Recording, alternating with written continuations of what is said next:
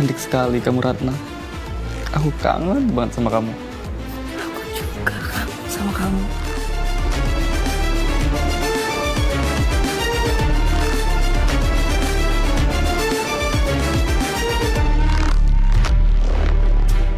Lalu apa yang Mbak lakukan selanjutnya?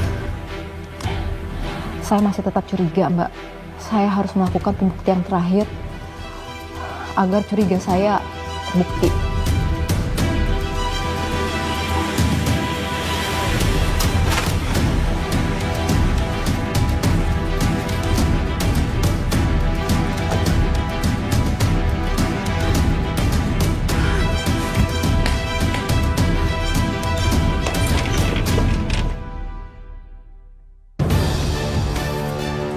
Aku seneng banget akhirnya bisa tidur berdua sama kamu.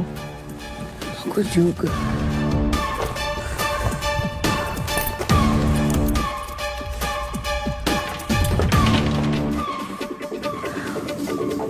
Tapi pertama makan dulu ya, sayang. Aku lapar. Oke, kayaknya aku juga perlu makan deh, biar aku ada tenaga buat.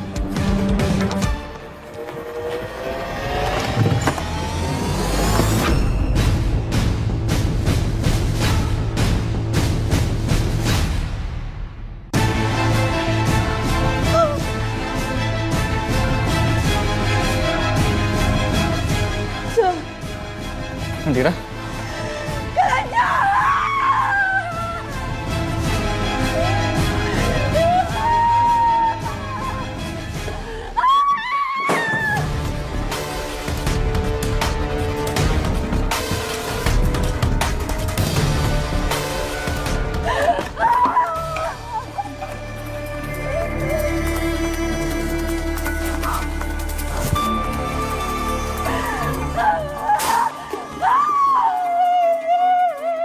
Andira, maafin aku, Nat.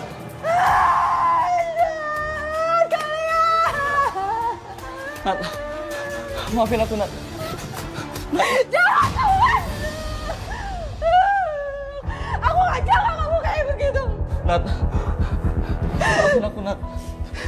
Di luar sana banyak perempuan yang bisa kamu selingkuh. Kenapa harus selingkuh aku? Kenapa? Nadira, maafin ibu, nah. Ibu yang salah.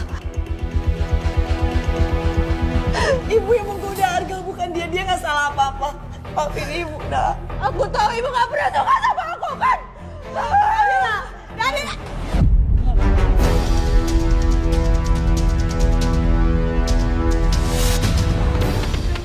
Nat, Nadira.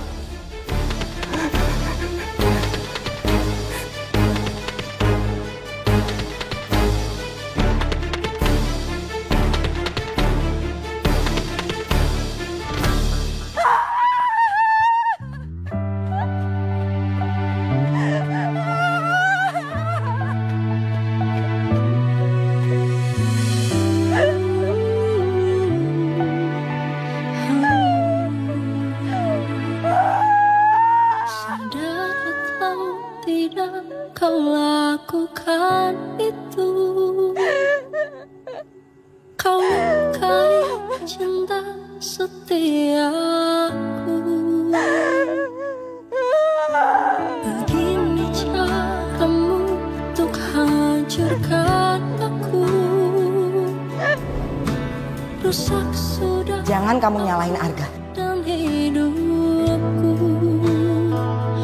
kau tinggalkan aku pergi bersama. Lancang kamu ya, pakai HP aku tanpa izin.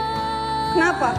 Kamu takut aku baca chat dari selingkuhan kamu itu? Hah? Menangis sendiri di sini, mengingat semua yang pernah terjadi.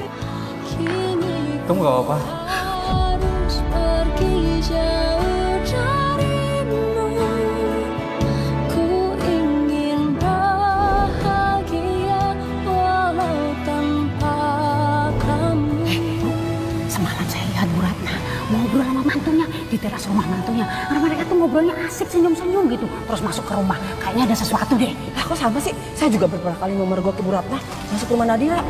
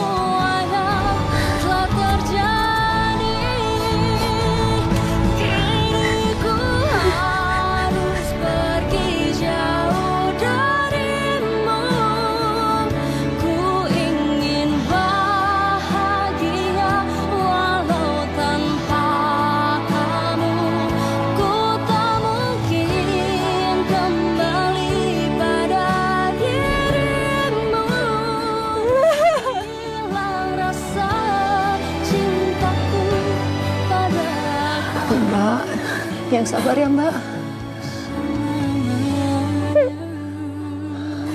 Mbak mau istirahat dulu. Kita stop syutingnya dulu sebentar Mbak. Nggak usah, Mbak. Nggak usah. Saya nggak apa-apa. Saya nggak apa-apa, Pak. Mbak yakin? Saya cuma keinget momen saya itu rasanya sakit banget, Mbak. Iya Mbak. Saya bisa memahami sakitnya seperti apa Mbak. Dikhianati oleh dua orang yang paling kita cintai. Terlebih oleh ibu kandung sendiri. Sakit banget, Mbak. Kayaknya luka saya nggak bisa sembuh. Sakit, Mbak. Sakit. Tahu Mbak, Mbak kuat. Mbak tegar luar biasa. Kita lanjutkan ya Mbak. Oke Mbak. Kembali ke cerita Mbak. Apa yang terjadi setelah ibu pingsan? Ibu saya terkena serangan jantung, Mbak. Beberapa minggu dirawat di rumah sakit. Akhirnya ibu boleh pulang. Lalu Mbak ketika ibu pulang, siapa yang merawatnya? Saya yang merawat ibu, Mbak. Walaupun saya merasa kecewa sama ibu, tapi saya adalah anaknya. Saya tetap hormati dan sayangi ibu saya. Saya masih melakukan tugas saya sebagai seorang anak yang berbakti kepada orang tuanya, Mbak.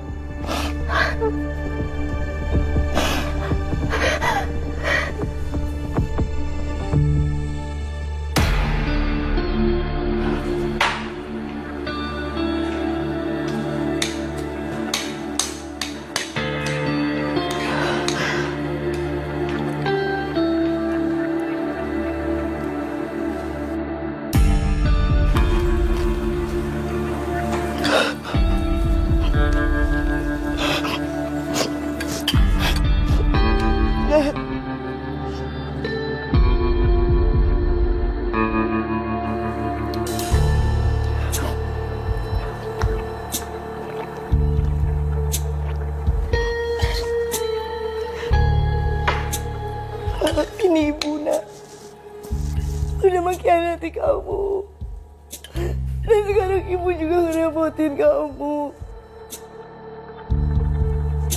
Ibu, Betul. Nat.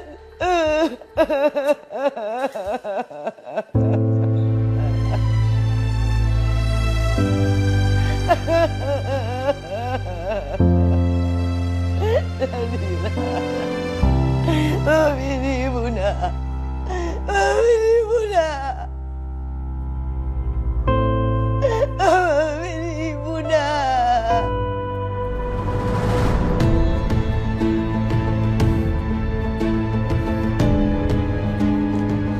Nadira.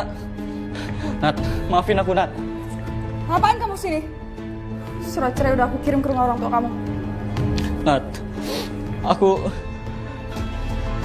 minta maaf, Nat. Aku Gak butuh permohonan maaf kamu, Mas. Nat. Udahlah. Sekarang mending kamu pulang. Aku mau urus ibu aku dulu. Enggak, Nat. Maafin aku, Nat. Nadira.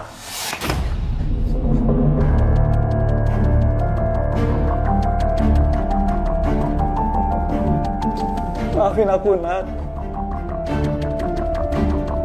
Aku gak ada maksud buat nyakitin kamu, Nat.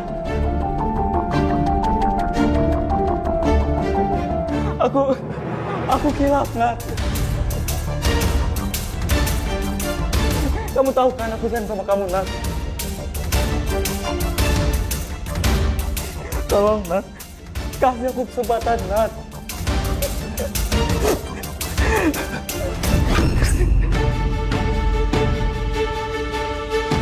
Jijik aku, Mas. Nat! Nat! Nadira! Nat! Nadira!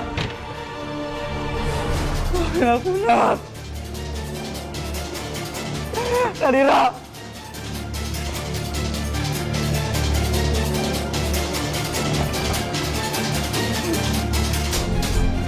Nadira!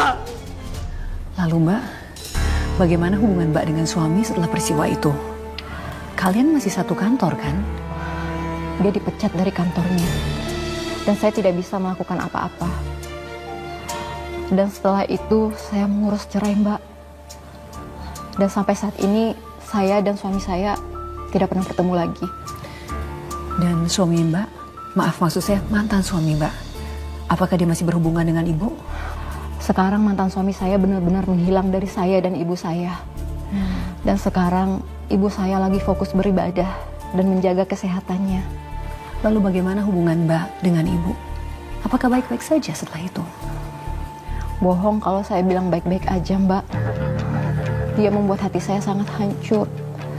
Tapi balik lagi, saya seorang anak yang harus berbakti dan menyayangi ibu saya. Mungkin dengan seiringnya waktu berjalan, luka saya bisa sembuh dan kembali seperti semula, Mbak. Ya, Mbak. Saya doakan supaya luka Mbak bisa segera pulih, supaya hubungan Mbak dengan Ibu juga bisa kembali membaik. Dan saya mendoakan agar Mbak Nadira bisa menemukan kebahagiaan. Amin. Terima kasih ya, Mbak. Terima kasih Mbak Nadira sudah berbagi kisahnya.